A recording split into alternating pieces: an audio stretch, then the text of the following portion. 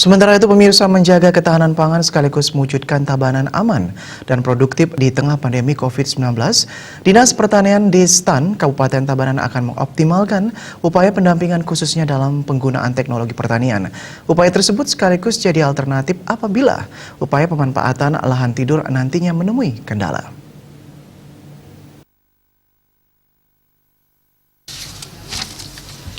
Kepala Dinas Pertanian Kabupaten Tabanan Imadi Budana mengungkapkan sebenarnya lahan tidur di Tabanan yang bisa dimanfaatkan untuk menjaga ketahanan pangan cukup luas.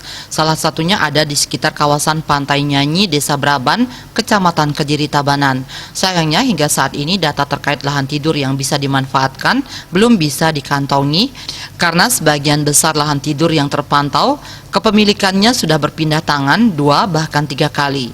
Bahkan pemiliknya tinggal di luar Bali sehingga sulit untuk didata. Bercermin dari itu, hingga saat ini pihaknya belum memegang data lahan tidur yang bisa dimanfaatkan untuk dikerjasamakan dengan pemilik. Meski pemanfaatan lahan tidur ini berpotensi mengalami kendala, pihaknya akan terus berupaya mendata untuk kemungkinan dijajaki kerjasama pemanfaatan lahan tidur tersebut. Selain itu, dalam menjaga ketahanan pangan, pihaknya akan menggenjot pendampingan ke petani terutama dalam memanfaatkan teknologi dan juga pemanfaatan jenis tanaman yang sesuai dengan musim. Di sisi lain, ketahanan pangan di Tabanan ini juga ditopang dengan keberpihakan pemerintah pusat terkait kebijakan bantuan. Contohnya yang sudah disalurkan saat ini adalah dana alokasi khusus, bantuan traktor, bantuan bibit, subsidi pupuk hingga perbaikan irigasi. Bercermin dari itu, kebijakan pemerintah pusat terkait ketahanan pangan di Tabanan sangat membantu selama ini. Di sisi lain, saat ini di tengah masa pandemi COVID-19 terkait ketahanan pangan dari sisi pelaku usaha atau petani justru mengalami peningkatan.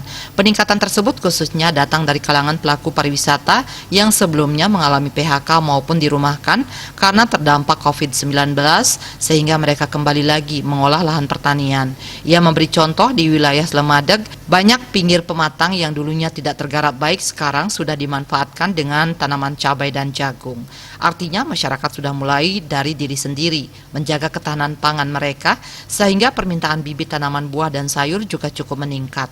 Manik Bisnis Bali melaporkan.